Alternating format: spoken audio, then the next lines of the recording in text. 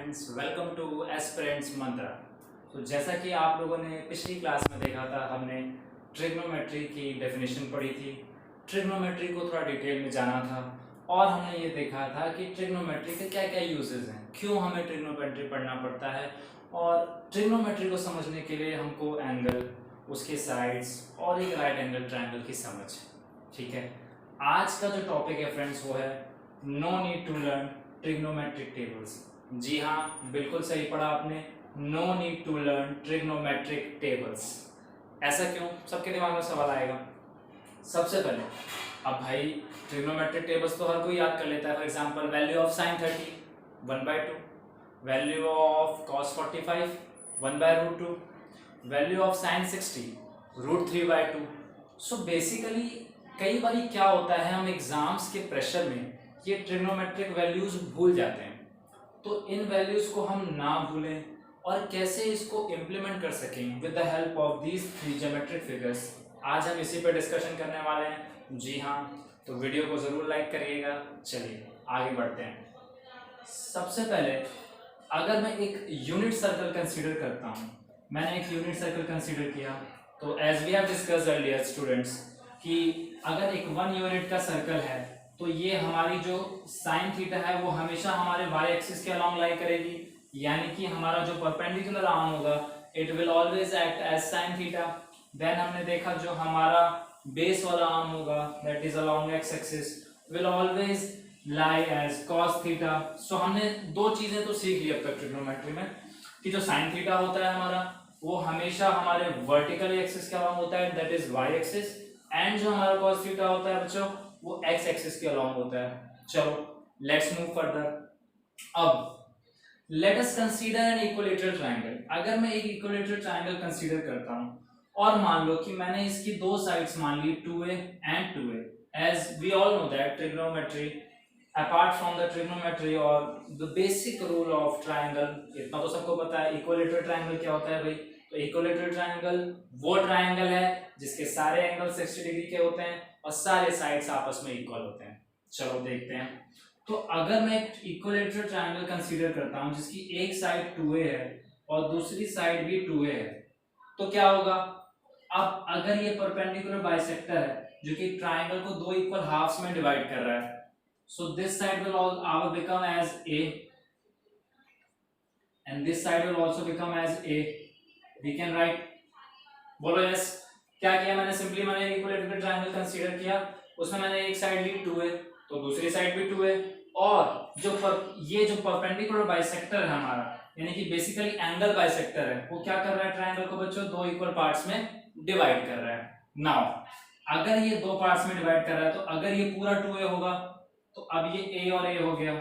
चलो भाई ठीक है सर, तो आपने कौन सी नई चीज बता दी? ये तो बेसिक कंसेप्ट है कि इक्विलेटरल ट्रायंगल के तीनों जो साइड्स होते हैं वो आपस में इक्वल होते हैं और इसके एंगल सारे 60 डिग्री के होते हैं, और क्या होता है? और इक्विलेटरल ट्रायंगल के एरिया का फॉर्मूला होता है √3/4 into side square.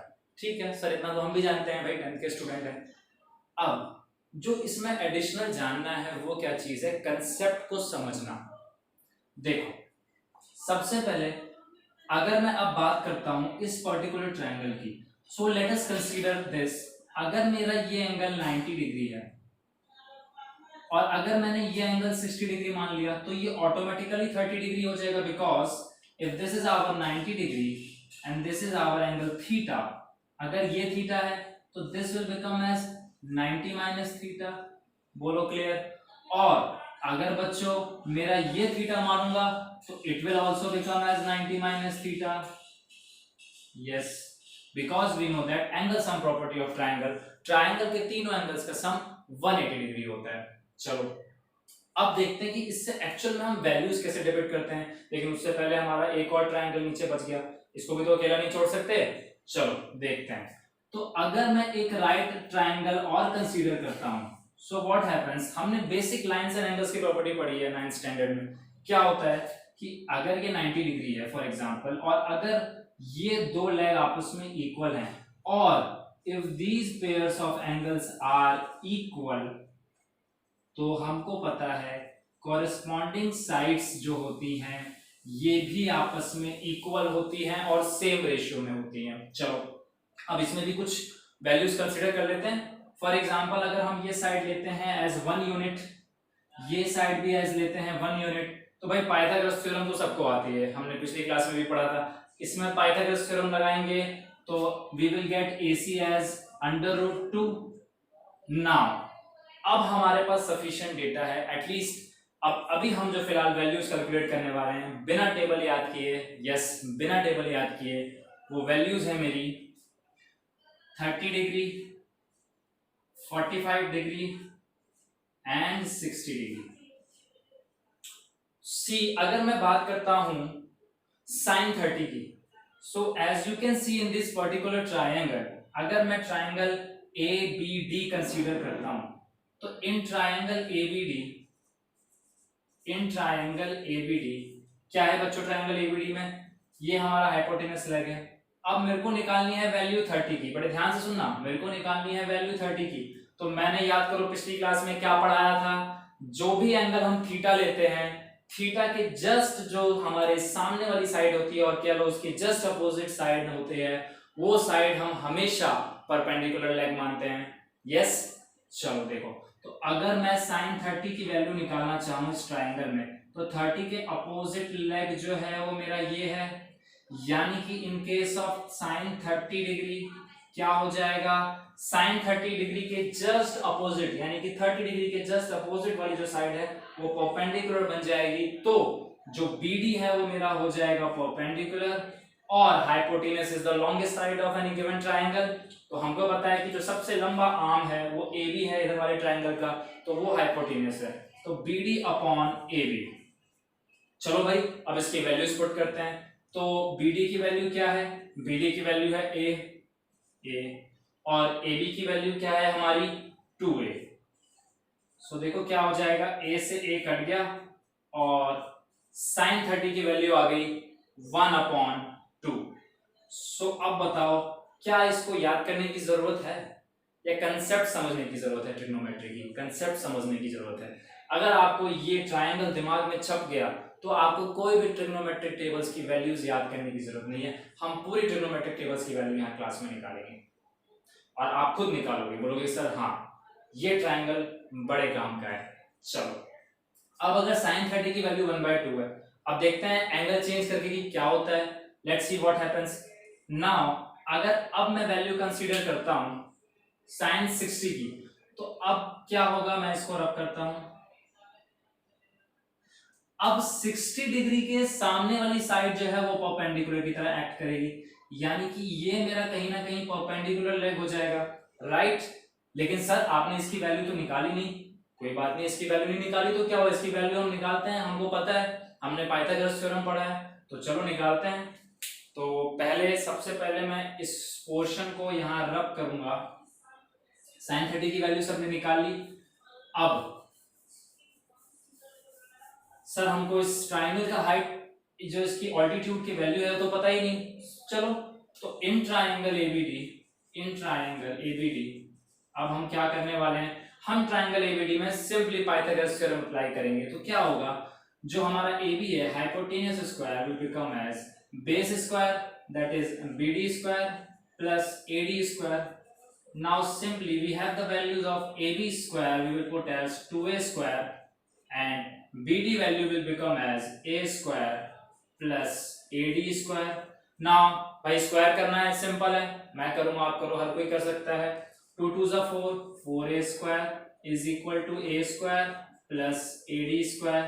now see what happens next। अब ये स्क्वायर हो जाएगा बच्चों तो माइनस हो जाएगा और we will get AD square as 3A square and then अगर इसका स्क्वायर आप यहां से हटाते हो तो नेक्स्ट स्टेप में AD की वैल्यू आपको मिल जाएगी √3। A स्क्वायर से स्क्वायर इसका कट जाएगा and we will get our AD value as √3A। So देखा आपने कितना सिंपल है, हमने पाइथागोरस थ्योरम से AD लेग भी निकाली, अब तो निकाल सकते हैं। चलिए तो अब अगर मैं बात करूं sin 60 डिग्री की, अगर हम sin 60 निकालें, मैं इसको रब करता हूं, अगर मैं यहां नीचे छोटी सी जगह में साइन 60 की वैल्यू निकालता हूं तो साइन 60 क्या हो जाएगा। अभी हमने देखा कि जैसे ही एंगल चेंज होते हैं तो ध्यान रखना एंगल के रिस्पेक्ट में हमेशा जो भी एंगल थीटा होगा उसके जस्ट अपोजिट साइड वो परपेंडिकुलर लेग होती है, ठीक है। और उसके जो एडजेसेंट बेस होता है या एडजेसेंट लेग होती है उसको बेस बोलते हैं। नाउ साइन 60 के जस्ट अपोजिट अगर आप लोग देखोगे ध्यान से, ये देखो ये एरो मैंने बना रखा है ऑलरेडी, तो एडी यहाँ पे परपेंडिकुलर बन जाएगा 60 के केस में बच्चों। तो जैसे ही एडी परपेंडिकुलर बन जाएगा तो साइन 60 की वैल्यू हो जाएगी परपेंडिकुलर, और हाइपोटेनस पता ही है सेम साइड रहेगी AB, AD upon AB. Now put the values. AD की वैल्यू हमने अभी निकाली बच्चों, क्या निकाली हमने, निकाली √3a, और हमको पता है कि जो हाइपोटेनस यानी कि जो लॉन्गेस्ट आर्म है उसकी वैल्यू क्या दे रखी है, क्वेश्चन में ऑलरेडी गिवन है 2a। So see what happens, हमको हमारा रिजल्ट मिल गया बिना टेबल याद किए। sin 60 की value a and a will cancel out and the value of sin 60 is √3/2। बोलो इजी है कि नहीं। तो आप देख सकते हो एस्पिरेंट्स कि कैसे अगर आपको ये ट्रायंगल पता है और ट्रायंगल का बेसिक पता है, मैंने इसमें कुछ बहुत हार्ड मैथमेटिक्स नहीं लगाई, मैंने सिंपल ट्रायंगल्स की जो बेसिक प्रॉपर्टीज होती हैं जो आप लोगों ने 9th में पढ़ी हैं ट्रायंगल्स चैप्टर और लाइंस एंड एंगल्स में, वो यहाँ पे अप्लाई हुई है। जैसे कि पहली प्रॉपर्टी इसमें क्या अप्लाई हुई है, जो ध्यान देने वाली बात है कि हमने एक इक्विलेटरल ट्रायंगल कंसीडर किया जिसके तीनों साइड्स आपस में इक्वल थे। सो अगर मैंने एक साइड को 2a मान लिया, दूसरे साइड को भी 2a मान लिया, तो जो बचा हुआ साइड जो कि बेस में था वो परपेंडिकुलर बाइसेक्टर जो था यानी कि एंगल बाइसेक्टर, वो ट्रायंगल को दो इक्वल हाफ में डिवाइड कर रहा था, तो ये भी a और ये भी a बचे हुए पोर्शंस। फिर हमने क्या देखा कि अगर हम इस ट्रायंगल को दो अलग अलग पार्ट्स में कंसीडर करें तो ये भी राइट एंगल ट्रायंगल और ये भी राइट एंगल ट्रायंगल। सो जैसे ही राइट एंगल ट्रायंगल हमारे दिमाग में आता है हमको पता है भैया ट्रिग्नोमेट्री को वहां पे इंट्रोड्यूस कराना है। हमने क्या देखा, हमने सिंपली क्या किया, इस ट्रायंगल में जितने भी एंगल्स थे फटाफट उनकी वैल्यूज कैलकुलेट कर ली, 30, 60 और यहाँ पे एंगल 90 डिग्री भी है।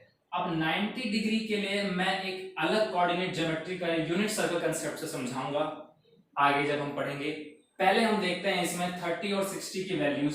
अब नीचे वाला ट्रायंगल क्या काम है सर, है काम सबसे इंपॉर्टेंट, तो ये ट्रायंगल भी है। कैसे, अगर ये एंगल 90 डिग्री है और अगर ये दोनों एंगल्स आपस में इक्वल होंगे तो angle sum property of triangle क्या कहता है कि तीनों एंगल का सम ट्रायंगल के अंदर में 180 डिग्री होता है। अगर ये 90 तो इन दोनों एंगल्स की मजबूरी है कि नहीं 45 और 45 डिग्री होना, क्योंकि 45 और 45 will make 90 and 90 plus 90 we will get 180 degree. So this angle will also become as 45 degree and this will become as 45 degree। दोनों एंगल 45 डिग्री है, क्या परेशानी है, 1 और 1 यूनिट्स ये साइड है, पाइथागोरस थ्योरम से हमने ये वैल्यू √2 निकाल दी थी। चलो अब देखते हैं, अगर मैं वैल्यू निकालता हूं cos 45 की, ठीक है, ये नोट डाउन कर लो और स्क्रीनशॉट ले लो सब लोग, ठीक है, आई होप सबने स्क्रीनशॉट ले लिया होगा, ठीक है। आगे बढ़ते हैं, अब मैं बात करने जा रहा हूं sin 45 और cos 45। तो देखो अगर मैं sin 45 डिग्री निकालना चाहूं इस गिवन ट्रायंगल में, तो हमको पता है किसी भी लेग को मान लो 45 क्या जा रहा है, तो सेमी ट्रायंगल है, इधर से देखो इधर से देखो, ये जस्ट इसकी मिरर इमेज बना रहा है। तो भाई अगर ये एंगल थीटा मानता हूं तो इसके अपोजिट लेग हो जाएगी क्या हमारी, बताओ बच्चों, परपेंडिकुलर। तो यानी कि BC upon and hypotenuse is the longest side AC।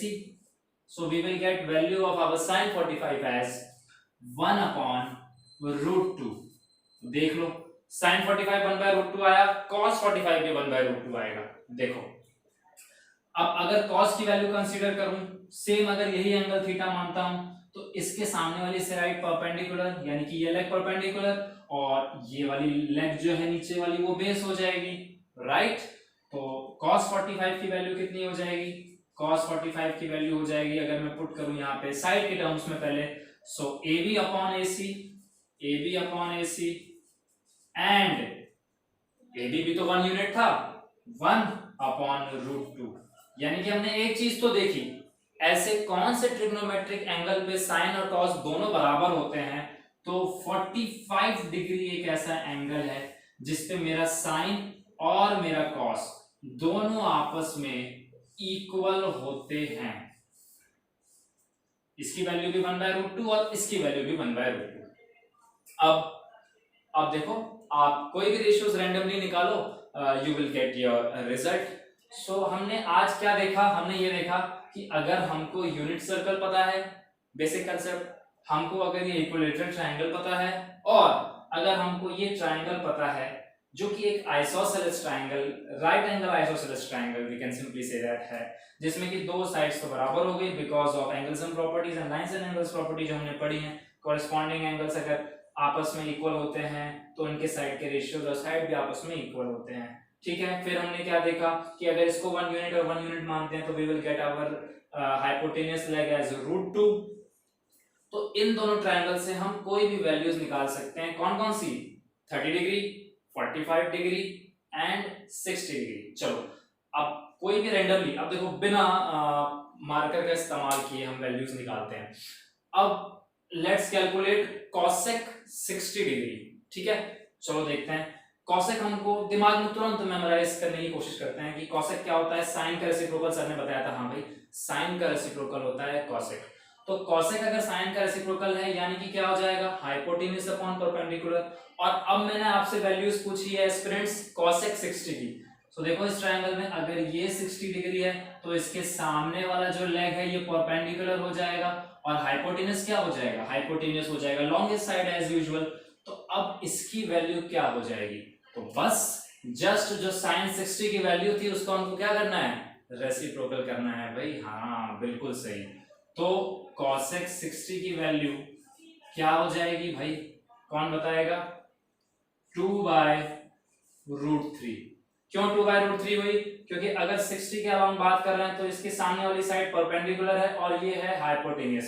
अगर हाइपोटेन्यूज अपॉन परपेंडिकुलर होता है कॉसेक थीटा तो हाइपोटेन्यूज आ गया 2 और हमारा परपेंडिकुलर इस 60 डिग्री के अलावा क्या हो जाएगा, √3, क्योंकि a से a कैंसिल आउट हो जाएंगे।